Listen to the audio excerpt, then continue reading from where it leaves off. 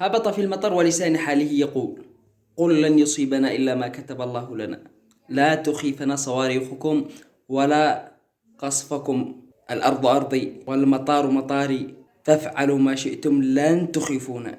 هذا حال كل يمني.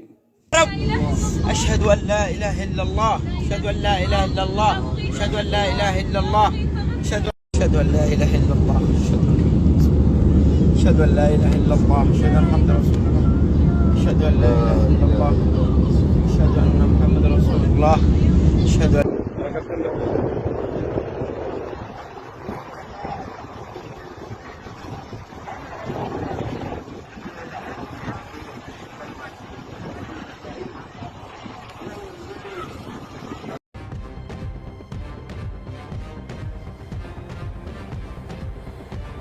سيكتب التاريخ أن الطيران اليمني الوحيد الذي يسابق الصواريخ إلى المدرج إلى المطار، وكأن كل واحد منهما يقول للآخر: المطار لي.